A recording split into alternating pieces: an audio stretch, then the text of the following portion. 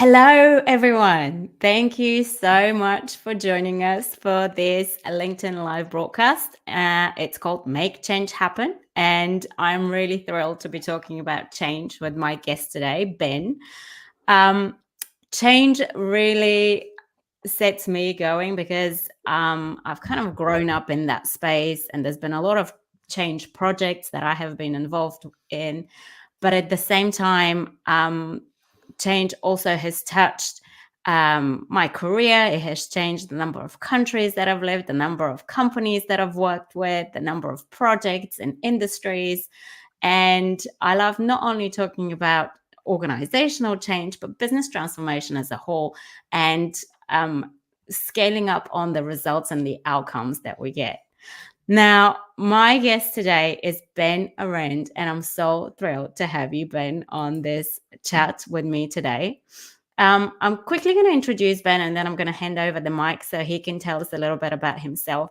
I found Ben on LinkedIn just because I love this global community that LinkedIn has provided for us to be all part of and to have these really rich and fruitful conversations. Ben is the author of a book called How to Suck Less as a Manager. He's also the founder of Depth Chart Consulting, and he's got a unique background of working for the CIA, CB, and Gartner. He's also been part of University of Maryland, and has been teaching business communications, and he's earned top marks for teaching excellence. Ben, thank you so much for joining us. Can you take a little bit of few minutes, a little bit of time at the start of this conversation and tell us a little bit more about yourself and what led you on your change journey? Well, thank you very much, Christina. It's a pleasure to be here talking about one of my favorite topics. I love how you talked about change and business transformation. I feel like I probably say the word change 100 times a day. In fact, I think the only place where change doesn't show up is in my pocket because I actually don't have cash or change anymore. Okay, obligatory dad joke out of the way. But it is true, isn't it? You know, the way that Yes, business operates today, everything all the time is yes. change, disruption. How do I react? How do I deal with this? So for me, it was a really natural progression from the very circuitous and change-filled career that I've had.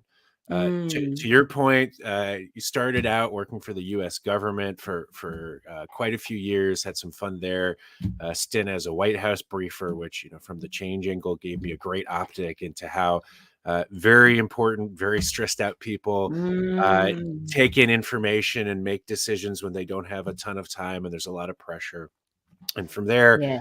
transition to the private sector, working with executives around the C-suite, IT leaders, HR leaders, sales leaders, and social sector leaders as well, understanding the unique trials, tribulations, and opportunities of their jobs. And now, as you said, run my own business where I partner with executives in the same kind of mentality, helping them think through what is it that we need to Mm. ensure that our organizations thrive, our people stay with us and are as productive as possible. And through it all, the constant thread has been, I make these plans, I have these great ideas and this strategy, and then inevitably something happens and it doesn't quite go as planned, which is why they then say, you know what I need? I need a consultant to come in. And for me, the idea of change, the idea of how do we find success when things, like I said, don't go as planned, or when there's a lot of challenges or obstacles Mm. ahead of us. That's been a fabulous puzzle that I've really enjoyed working with leaders, again, across the government, across the private sector throughout my career. So Yeah. so change for me, change is fun, change is hard, but when you get it right, it's really satisfying. Yes. Yeah. Fantastic. Now, just before we continue, I wanted to say welcome to everyone who's joined us live. Thank you guys for spending your time and attention here. I know these are the commodities of today, and we're all very much strapped for time. So thank you for being able to spend your time here. Um, Equally, if you're watching this as a replay, I wanted to say, please bring your questions and front of mind challenges And between Ben and I, we will endeavor to answer everything that you have on your mind when it comes to change, whether you're a change novice or a change leader who may be grappling with a challenging transformation, a challenging team member, scenario that may not be going to plan, or if you wanted to share a success story, equally, would love to hear your success stories. So anything that comes during the conversation and you guys have a question, please drop it in the chat and we'll answer that.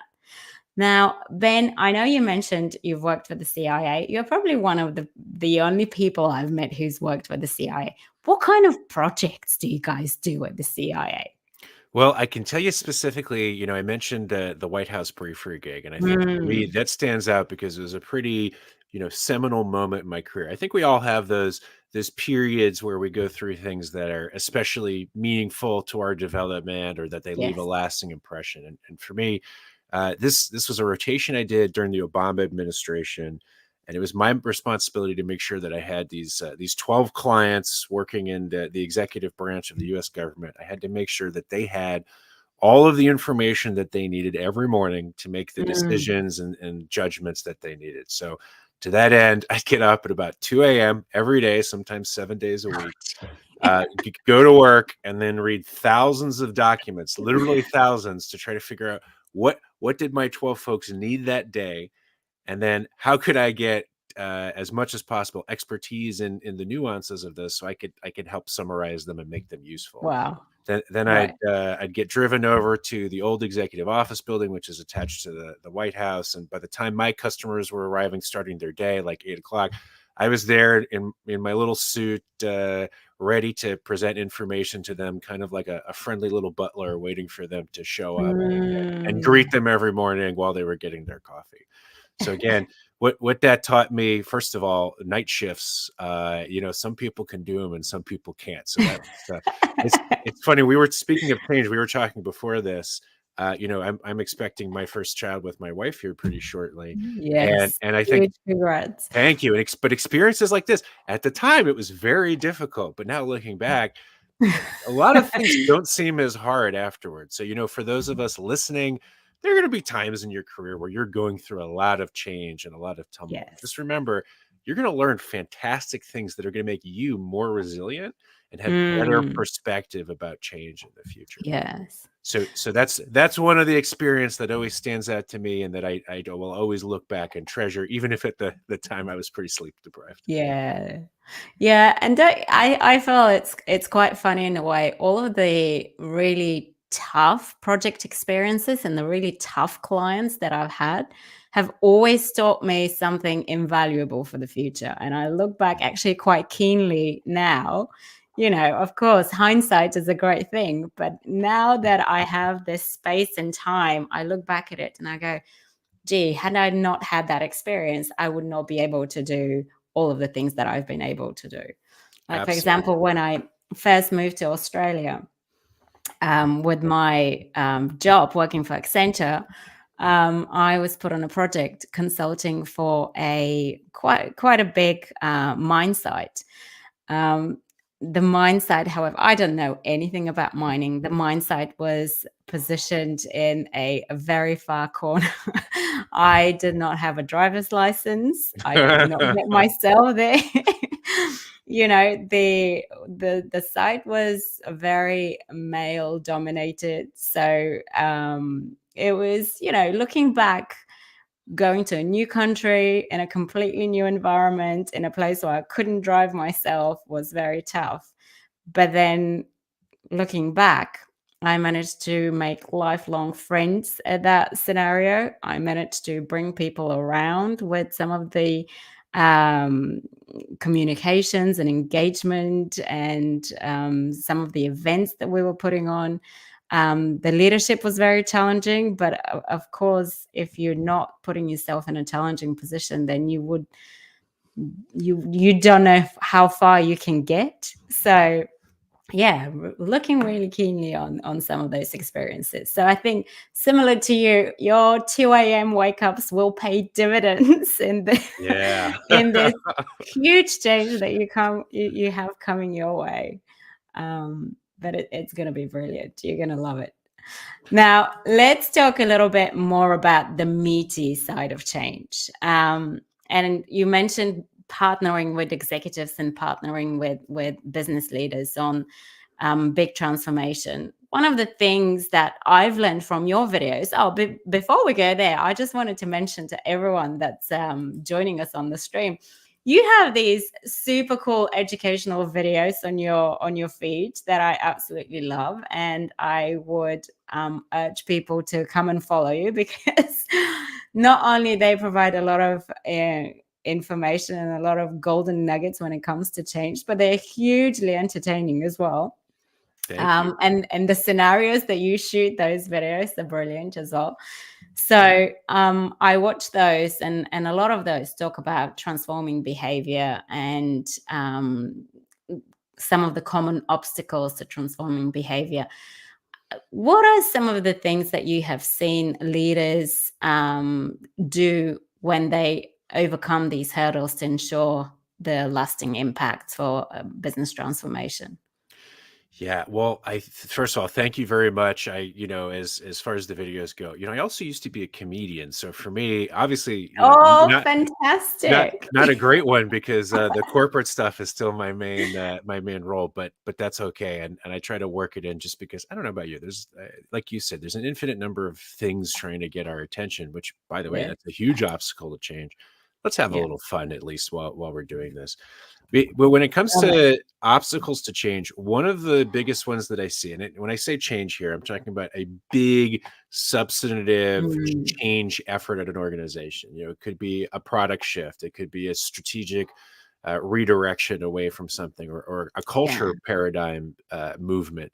Things where we need a lot of people to do things differently in some way. Mm, One of the most common obstacles I see is leaders' reticence to be transparent about their thinking. mhm. They'll have some idea in mind. Hey, something's not working at our organization. Maybe it's part of the product we push. Maybe it's something about our market or how we serve clients. Could be a number of things.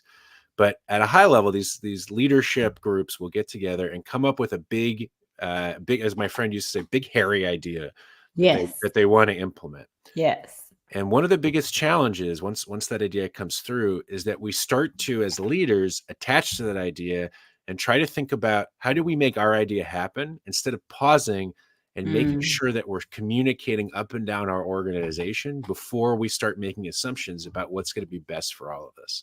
yeah. And this has a couple pernicious effects that we can certainly get over. That the key ingredient is going to be communication and trust. And I suspect we'll probably dig into that down the line. Mm, But the outcome of this lack of information can be pretty severe. So I think back to a couple examples in my career where I'd be working with an executive group that, for example, was pushing a completely new direction for a product because sales were lagging, without realizing that the real issue at hand was not the product not necessarily fitting the market, but some kind of limitation with the actual go-to-market plan. For right. example, hey, we actually didn't invest enough in marketing. Some of our competitors are going gangbusters on that. Rather than changing the product, let's just invest in marketing the product that we have. Mm, And when they just realized about halfway through this, year-long effort, that actually they'd been focusing on the wrong problem they're to right. try to solve, what they were surprised is, as soon as they started opening up channels to talk to the boots on the ground, the folks that were talking to clients Yes. every day, selling the product, working with existing clients, they all knew it as clear as day. But they had an environment where there wasn't a lot of vertical communication. So I always say, Mm, you know, be humble. I think that's one of my biggest lessons for leaders, is that intellectual humility, and ask. Be yeah, curious. Hey, here's my idea. What do you think of this? Or here's a problem. How would you solve this? And you yeah. can ask managers, you can ask teams, you could do a survey. You don't have to take everything that you hear, but at the Mm, very least, you might find something surprising which reframes an assumption that you have.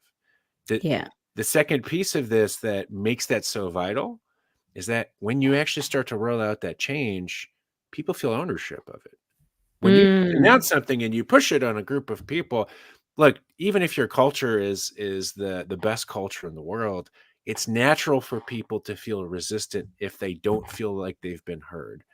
when your employees who are working hard, who are motivated and engaged, and they want your Mm, business to succeed, when they get disenfranchised, you've created another obstacle for yourself that is perhaps the most expensive and difficult to overcome. So, yes. big obstacle, you haven't talked to your people, you haven't thought through what is this Yeah. going to mean for my company? And a big solution, ask questions, be curious, and communicate. Yeah. Yeah. And what would you say for people that are in that team rather than advice for the leader? What would the team members be doing that could be contributing more to a more open culture? I think you kind of said it at the end, be curious, ask the questions. Um, and I think sometimes teams feel very much so that it's something done to them, when it Yeah. comes to change and when it hasn't been shared. And they don't necessarily feel empowered to be asking the questions or feel empowered to be challenging a direction. But that also contributes to an open and more transparent culture because if you haven't got challenges on the other side, it's very hard for a leader to know that, they need to adjust their direction either. I think it's a really fair point, and if I'm an employee, I mean, look, I'm a loud guy anyway, so I'm always telling people things even if they haven't necessarily asked me. But hey, that was another lesson of my government time is don't be afraid to speak up. That was something that was taught to me very early on by a mentor, and I Mm, was completely new. That was forced into my head. Don't assume that just because you have a limited perspective or you're new, that your thoughts aren't important. yeah. So if I'm an employee, you can certainly put that up, but I do think there's a lot of onus of burden on managers as well to create an Mm, environment where employees do feel heard. If I'm yeah. somebody on a team, even if I have the most, resilient mindset toward contributing and serving the business, if I speak up a lot and I'm either ignored or in many cases, unfortunately, not Mm, respected for pushing back on things, at some point I'm going to stop talking. yeah. And you actually, I'm working with a client right now that's doing a lot of research into this concept of trust and willingness to pipe up. Right. They actually found for every negative employee or negative interaction that an employee has. So, for example, if I speak up and I'm ignored, or Yeah. I don't feel respected, I need 3.5 times more positive interactions to regain that trust. Oh, So wow. so I think there's certainly a, hey, if you're an employee, speak up. But I'd say also if you're a manager, if you're a leader, you have a pretty powerful responsibility for creating an environment where when employees do speak up, they have the opportunity to be heard. Now, last thing I'll say here, because that doesn't excuse employees and put all the onus of burden, all of it on Mm, leaders. I think if you're an employee and you have an idea and you speak up, be willing to hear, just like with the leader, in a humble way, the reasoning behind a decision, because a yeah. lot of the time your managers and your leaders have a higher altitude perception of strategy of things that are going on. So I always say, before you immediately react and say, hey, I don't like that idea, Right. ask questions about, why are we doing that? Yes. What's the purpose of this change? What is the problem that we're solving? And then if you go back and you have some perspective to add, one of the suggestions I always make is, don't react emotionally. Put your pushback, put your idea in terms of what you know to be powerful and important for your leaders. That makes your Mm, feedback a lot more important. Instead of saying, yeah. we'll never Yeah. get this done, say, hey, I think this is going to take 15% longer than you think. Yeah. That's a lot more powerful. You don't have to just quantify it, but also just being very specific. It's not that we can't do this. It's just that I think it's a little more effort than you think. Or Yeah. I think it's not as important to our clients as you might be assuming. Here's what I think Yeah. might be more important. So Yeah. Yeah, I love that suggestion. I love the quantifying aspect of it. I also feel that a lot of the time, like you were saying, employees or team members would feel like they're being attacked or a lot is being put on their plate, and they wouldn't necessarily feel the impetus to go and say to first to understand what's behind it. Obviously, there's an issue or a problem that the leader is trying to solve. So I feel if if a team member goes up and goes, I know that we're trying to solve a problem. We don't necessarily fully understand that problem, but let me help you so we can define the problem in a way that's compelling and resonates with the rest of the team, with the rest of the organization. And that's putting themselves in that position to be a change maker versus a change is being done to me. And I feel like that creates value in itself. And then leaders and others can see the shift it's making. And almost, you have to be the leader that you want to see in your leaders. I think Simon Sinek was saying something along those lines. A few weeks back, I was reading one of his newsletters, and I felt like that is so true. A lot of the times we expect our leaders to be the people showing us the way, the people giving us the direction. Sometimes they may be lacking that. Sometimes they may not know how to articulate it in a way that resonates with the rest of the organization. Anyway, that's my little diversion from our conversation, but I thought it would be interesting for people to hear a different viewpoint and how they can be part of the change, not necessarily just expect leaders to outline it all and to line everything in a row for them. Now, if you are just joining us, or if you're listening this as a recorded version of this broadcast, thank you guys so much for joining us. We are talking today about how to make change happen, and I'm talking to Ben Arendt. Ben is the author of a book called "How to Suck Less as a Manager." Ben, just a little segment here. Tell us a little bit about your book. Yeah, well, it's funny. Right now there's a lot of data out there about managers being maybe not as good at their job as they can be. So, for example, there was some Gallup data from a couple years ago that mentioned 82% of managers aren't particularly good at management. Yeah. Where else in the world is there a job where only 1 in 5 people actually is decently skilled at the core responsibilities of what they do? Maybe meteorology, I think. This isn't a hit Mm. on weather people, but I always feel like they tell me it's not going to rain, and then it rains. But anyway, that's and so there is a situation here where there are a lot of people in a role that they probably weren't prepared for and probably Mm. underestimated how difficult it was going to be.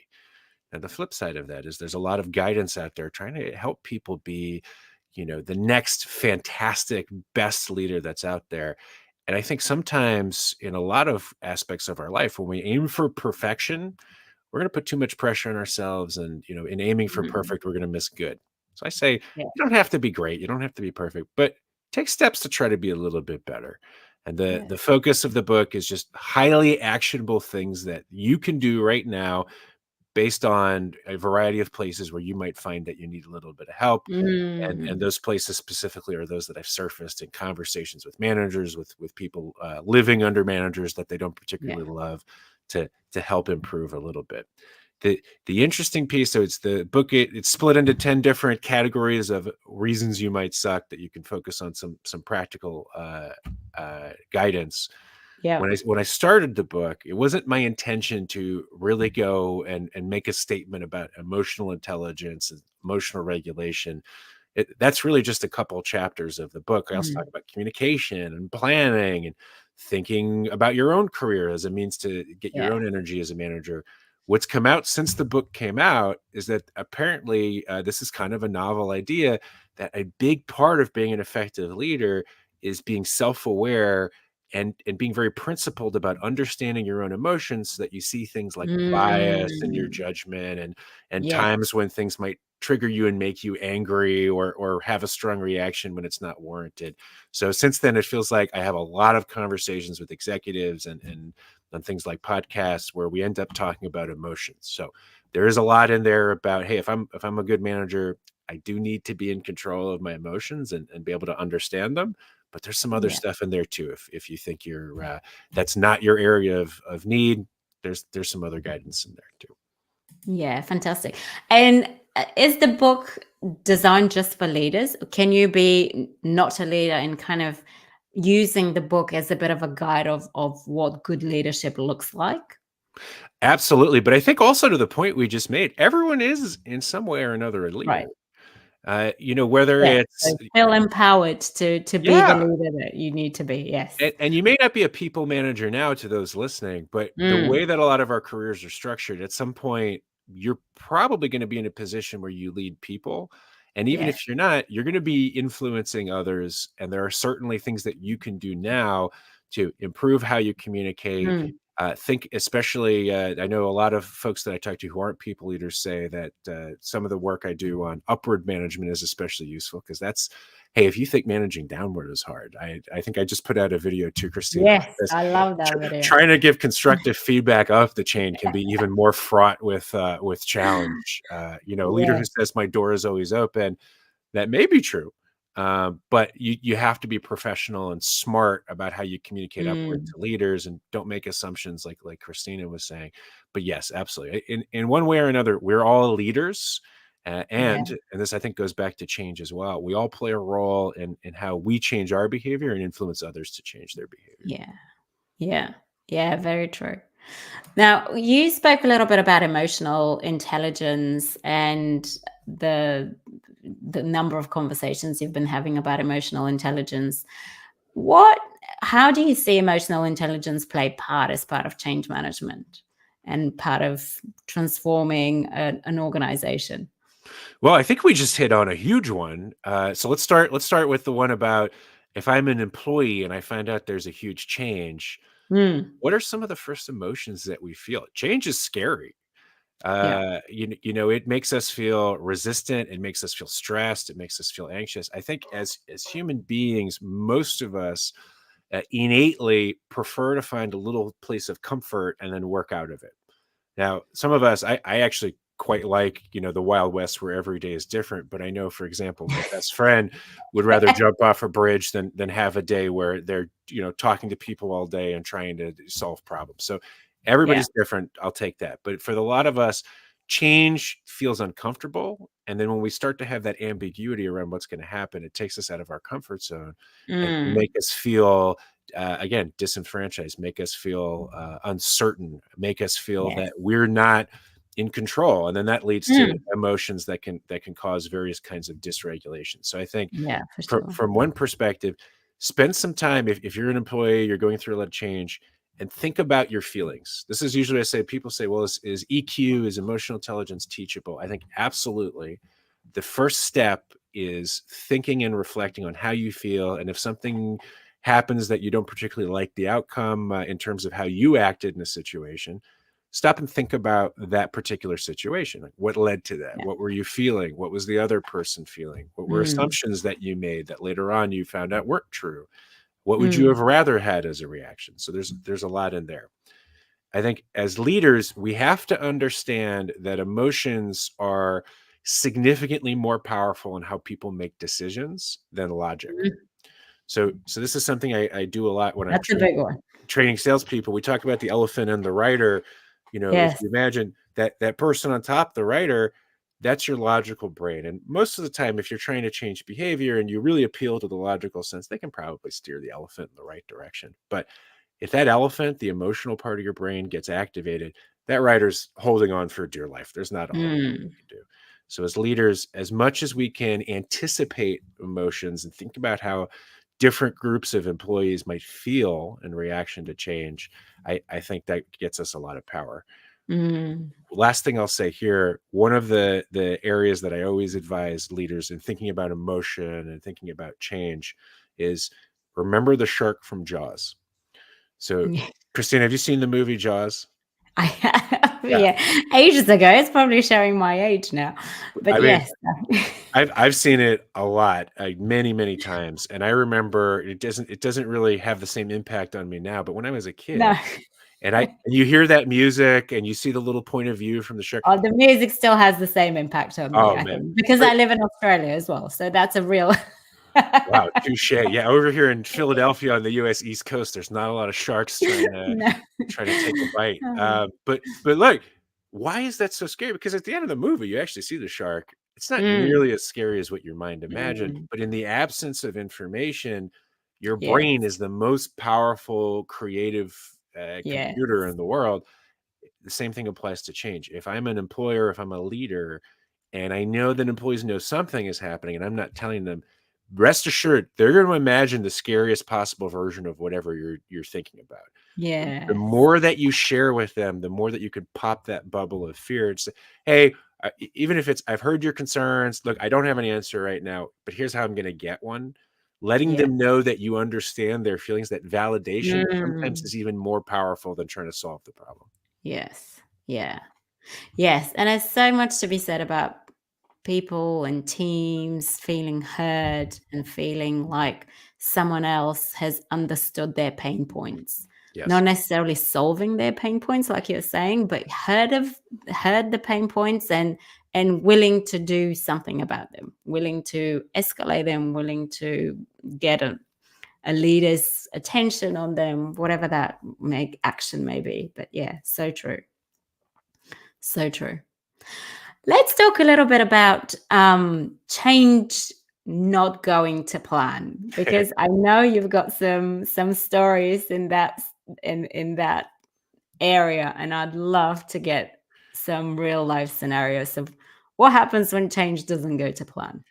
Well, so it's funny, Christina, because in preparation for this, we had talked. We said, "Hey, tell me what's a situation where change went well?" And I racked my brain. I was trying, can I think of one? I think part of that is selection bias because realistically, if change is going great, a company's not going to reach out to try to work with me probably because they would bring me in because either they're really smart and they're trying to get ahead of potential Yeah, emotional or other implications. But a lot of the time when I come in, it's because something didn't happen that was expected. yeah.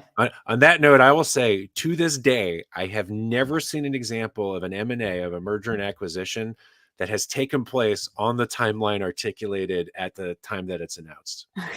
And it doesn't mean that they all fail, and very few of them do. But at the very least, scope creeps. We find out that there's Yes. more challenges we didn't anticipate. Mm, We have to change deadlines and timelines, all that. yes. There's Or one God example. forbid, some information went out that shouldn't have gone out. Some information went out, and then people are like afraid to go in the water because maybe there's a shark. Yes. Um, 100%.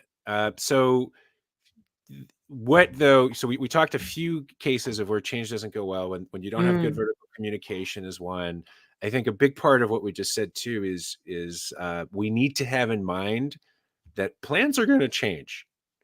So I yes. think I think Oh that's my a God, way. yes, That's yes. definitely a way that we can inoculate ourselves a little bit against that. Mm, Um, another place I decided a specific example of mine where change failed, and this was an organization that was not quite in the Fortune 500 that I was working with, but it was a pretty big organization that, especially in the lead up to COVID, started seeing a really progressive downward trend in employee engagement and leading to turnover right. issues. And they did a lot of analysis and they surveyed a lot of employees, and they found that at the root of all of this was a feeling by especially junior level employees, including hypos, they weren't getting a lot of career development. The environment Mm, was such that it right. was just moving 100 miles an hour, as most of us do in the corporate world, and they felt that their managers perceived them as cogs in a machine more than as people. And these were some of the sentiments that were coming out. I was like, hey, I want to grow, I Mm, want to develop, I'm not getting that, and I'm burning out. so yeah. so leadership put together this idea of a culture shift. They were going to completely shift the culture to even down to focusing their company values on different things, whereas before it had been Mm, things like working hard and delivering for our clients. New ideas came out around, for example, supporting each other or being a community, and these kinds of ideas. They yeah. put a lot of time and effort into training managers on how to be better coaches and how to be better leaders and how to develop Yeah. people. And then 6 months later, nothing had changed. And what we looked at as kind of this, well, what happened? Why didn't anything change? Wha Is because even though a lot of the high level rhetoric was talking about this cultural shift, those managers at the end of the year, their performance review was still a very small percentage was an assessment based on how well they functioned as a Right, manager. right. So I think it was of 100%, 15% of their assessment was manager related duties. Everything else was either individual contribution Mm, work or stuff that didn't actually pertain to coaching and development. On top of that, even though leaders would say, we really want you to devote time to coaching, they didn't change any of their behavior. They were still asking the same things Mm, from their mid-level. right. So what this teaches us is, if we really want a culture shift, a couple things that we have to make sure we do. First of all, your rhetoric, your cultural values that you espouse have to also be reflected in the way that you evaluate people and set expectations for how work is done. Yeah. If you want people to change your behavior, change how you assess their performance. Yeah. If you don't shift the metrics, you don't shift what people are assessed at, they're still going to take from you that, hey, okay, you're saying these things, but what you really want is me to finish this project or be productive. Mm, The other thing is, we really need leaders outside of the rhetoric to demonstrate change in behavior as well. It, right. it cascades down. So in conclusion, you do want to avoid failure. Uh, Accompany the big cultural shifts, the big rhetorical shifts, with shifts in how we assess how work is evaluated, Yeah. and how we behave as well, to set that example going down the organization. Yeah. Yeah, that's a big one, isn't it? I think a lot of culture, sort of so-called transformation that I have seen, have the change on paper, but not necessarily filtering down through the behaviors and through demonstrating from the leadership side. And I think on the other side also, it takes a little bit of time. Yeah. Like leaders sometimes, or executive teams, want it reflected in the next 3 months. We want this shift to happen. So, Yeah. yeah, I completely get it. There are change imperatives. There's market trends that are changing all the time, and the organizations need to shift. But when we're talking about behavior and cultural change, it just takes a little bit longer to shift than what a technological change, for example, would take. Let's change the software, let's change the platform. We can train people, we can set new parameters for working in new ways. Changing behavior you know, takes that deeper level of understanding. What is being reflected, is it working, how can we help nudge it to be even deeper, or for people to resonate with even more. So Well, I mean, that kind of reminds the expression fast, good, or cheap. Do you want it fast, good, or mm, cheap? And you can mm, usually get two, but you can't get all three. yes, And yes, and if you're serious, hey, I want to change my culture in 3 months. All right, well, just be ready to devote a lot of time and energy to that. yeah, So on that note, there's actually one example of a leader who did a phenomenal job fundamentally shifting culture on a really urgent issue. mm, This was maybe 10 years ago for me. It was a new CEO at a mining/resource extraction company. So actually, Christina, maybe this was your God, organization, and this we should have maybe met this was 10 you. years ago. Yeah, but it's so this organization in particular had some bad publicity and some very unfortunate situations involving safety Right, of personnel. yeah, And the board knew that this was a number one priority, not just because it costs a lot of money for an organization to deal with litigation and the bad press, but because they genuinely, and as they should, cared about the people who worked for the organization. mm, I mean, at the end of yeah, the day, we hope, we can be cynical, but we hope that, like, we care about the people that work for our organization. yes, If you yes, don't, maybe don't be a leader. Maybe yeah, maybe just exit, so that you can help the people under you have a better existence. But I mean, it's one of the things I commonly say is, like, look, being a leader and being a manager in many cases is about being willing to see your success as other people's success. And if you're not mm, able to do that, yes, it might not be for you. But yes, but in the case, this new CEO came in, and the first thing this person talked about in every monthly meeting that his organization had was safety. So whereas usually they would talk about strategy and they would talk about new technology and new yeah, direction, right, this person would devote the first 15 minutes to, here's all the things that we did on safety, here's the metrics about it, and then here, let me highlight a few people who did exemplary jobs supporting this mission. mm, He would do this at board meetings. He would do this in press conferences. He would do this in press yeah. releases. And in the beginning, everyone at the organization was, what is this? Boy, is this person drinking the safety Kool-Aid? What's happening here? Yeah, right. But what that quickly set the expectation is, oh, our new leader, that's his number one priority. Value safety, yes. And if I know that person is going to be rewarding people based on safe behavior, Mm, recognizing them, and I know that that's the first thing that comes to mind, I should also take that to heart. And they yeah, had a fundamental shift in the organization through that example of leadership. And there were other elements of it too. But I remember yeah. that that was an example of a leader really understanding what it took to reinforce this is what we're doing. We are a different company now. This is our number one priority. And it really worked. Mm. So yeah, it's kind of saturating all of the interactions with the number one priority, right? And translating it into every single conversation that they're having. So that's what it takes to change a culture and to challenge the status quo. It's not just like, oh yeah, we'll leave that to the end and we'll cover it in the last 2 minutes where everyone's, you know, probably fill their cup with the rest of the information and with the rest of the whatever's been shared. So yeah, that's a really powerful example. Yeah, I love that. It's challenging coming in at that position and setting a new direction. I feel that not everyone is able to do it, and I really resonate with what you said earlier. It's about being able to uplift people and to see your success as other people's success rather than the other way around. But it takes work. It takes a lot of work. Absolutely.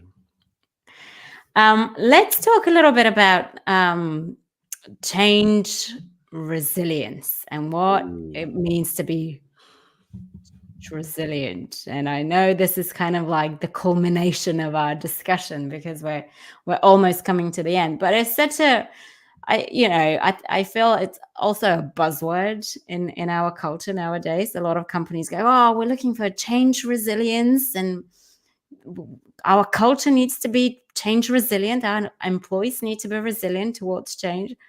I mean, and what does it mean? Well, first of all, I feel like I'm a change hipster because I was saying change resilience before it was cool. So there you go. To our listeners, you heard it here. They're going to go fact check me and find out that no, I You heard was it here first. yes. I meant to wax my mustache beforehand, but Yeah. so hipster jokes aside, for me, resilience is about accepting that change is going to happen, and instead of trying to Mm, mitigate its effects, we're trying to just be comfortable with it. yeah. And I think the number one way to do that is just to set expectations differently. Yeah. One of the things I love as an example of how powerful expectations are is, at least in the US, a few years ago, satisfaction with air travel was in the basement. And then Mm, part of that was constant delays, people arriving late. And what the airline yeah. industry did is it very smartly started telling people that trips were going to take longer than they actually thought they would take. Thus, that my trip from, let's say, Philadelphia to Florida should probably take 2 hours, but if the airline tells me it's going to take 2.5 and then I get delayed 20 minutes, I'm still 10 minutes early. Mm, So it's kind of that mindset of coming in with, hey, I have a plan. And if I'm a leader, if I'm somebody on a team, being aware there are probably going to be variables that pop up throughout this that I didn't anticipate. New urgent tasks are going to come up that are going to distract. We might have a fundamental shift. All of those things are okay. This is the yeah. best plan I have with the information I have. I'm going to keep an ear out, an eye out, and be talking with my team about how to prepare for those contingencies. Maybe I'll even think about them ahead of time, but when it happens, that's fine. That's not a failure. Mm, The goal is, and then whatever your strategic goals are, but it's okay if that shifts over time. And even just that change in expectation helps people start to anchor away from what they can't control and toward what they can control. yeah. A big part of that for me too is that piece about the goal. Um, as a leader, as a manager, even if you want to be the biggest micromanager in the world, which I hope you don't, at the end of the day, your people are going to have to make numerous micro judgments and decisions that you're not going to be privy to, and they might not even realize they're making. Mm, Um, because of that, the best way that you can equip them to make good decisions is by giving them a clear direction on how to prioritize their time and what the core metrics, goals, objectives are that your team needs Yeah. to operate under. That way, if something comes in and they need to shift, they're doing so in a way that's informed by the goals of the greater group, not just what they Yeah. individually think. Yeah. And I think what that does, that communication piece, both about where we want to focus our time and attention. Oh, good, I got a thumbs up. Thanks, technology. But also here, if I get two, do I get Thank you, AI. yeah, but and their AI is listening and saying this is a very good change plan. But also so being clear about goals, but also being clear about your expectations for how you want to know what people are doing. For example, hey, I trust you. I don't need to hear what you're doing, but if something changes, let me know. Or Yeah. if it's going to be later than this date, this is when I need you to roll me in. As much as we can plan for things ahead of time, this enables individuals to work autonomously with the confidence that you trust them and that they Yeah. know when you want to be brought in, so that you can focus on what's the best use of your time, and then they can make intelligent decisions that serve your interests and your team's interests. So Yeah. mindset, clarity, communication, if you can get, and trust, if you can get those things. Here, do I get another? Okay, that was my one thumbs up a Come lot. on, Oh AI. no, there we Oh, go. There there we go. we go. Yeah, I love it. And I also think, going back to the conversations and to having that openness and curiosity and talking about change, maybe putting it at the front of the agenda and going, let's talk about it. It will happen. How are we feeling about it? Anyway, I wanted to touch on something real quick before we go, because it's obviously such a big topic in the business transformation world and in the change management space. And we didn't really have time to touch on it. And I just mentioned it. What do you think about AI and change management, AI in general? Is this something that you're excited about? How do you see it sort of coming through in your world? Yeah. And what are your tips about it? Well, first of all, I've probably seen Terminator 2 more than anyone else. So I was very skeptical of AI when it began, because I was just waiting for the robots to rise up. But no, that once my concerns were assuaged, I think AI is a tremendous opportunity, and I'm being surprised every day by the applications of AI in really cool ways, and by Yeah. companies that aren't very big. I have one Mm. company I work with that was a team of two that created a really amazing AI voice activated role play for salespeople that Mm. simulates what it's like to talk to a client. And it's Yeah. really good. And I did not expect it to be really good. And that was Yeah. two people. So I'm Yeah. constantly Fantastic. surprised and impressed. And it's the possibilities are endless. That said, um, as with any tool, there are going to be some core root problems that you have that are not going to be papered over by something external that you bring in, Yeah. unless it's a consultant helping you figure out what those core root things are. Plug for Mhm. me. So Yeah. I think what I tell executives is your AI is only going to be as powerful as the use case and the specificity that you have for how you want to apply it. And Mm. it's not going to be a replacement for reflection and thinking about what's not working at my organization right now. Yeah. However, if you can get to a really specific problem, it could be a communication issue, it could be repetition, it could be Mm. information that we don't have. I think AI is going to unlock tremendous value. And Yeah. again, as it's helping with all those things and making us smarter in many cases and in less time, I think it'll free up more time that we'll Yes. then be able to devote to the really hard tasks that make change more successful. So I'm very optimistic. Check in with me again in a year or two. And if again, Terminator 2 hasn't happened, then I'll How remain as pear-shaped optimistic. things have gone since. That's right. That's right. Now, I'm really excited about AI actually, and I think it's a huge enabler. Um, but the one pitfall I have also seen is that a lot of organizations and a lot of clients now want to have AI as part of the solution and not necessarily thinking through what is the problem that they're solving and how is that part of their strategy. They just want to have AI as a buzzword as part of their solution. So if we reverse engineer it, I think it will be awesome. If you think about what is it that you're solving and how can AI help you solve that problem better, faster, cheaper, more efficiently, great. If you're just thinking about, I just want AI to be part of it just because it's a buzzword, I think we're in a bit of a spot of bother. But that probably warrants a whole new discussion. Same We- time next week. Same time next week, coffee o'clock. I think we need to call this Coffee with Ben and Christina. Coffee with rum for me, as it's 10 p.m. black coffee for you. Yeah. Now, before we wrap up, I just wanted to tell everyone again about your book, and you've got another upcoming book. I will quickly put a little banner up on there to say Ben's got a fantastic book called How to Suck Less as a Manager, and there's a new book coming up called How to suck less at managing your career. Coming sometime next year, hopefully sooner rather than later. So, if you wanted to get your hands on any of these, you can follow the link below. Also, what is the best way for people to get hold of you, Ben? Well, if you go to that link, there you can follow a contact page and get in touch with me there. Or, hey, we're on LinkedIn. Drop me a line on LinkedIn. I'm always happy to chat, answer questions, talk about anything. If there's a movie reference I haven't made in this conversation, let me know, and I'll integrate that into the next one. Thank you. In the next coffee with Ben and Christina. That's right.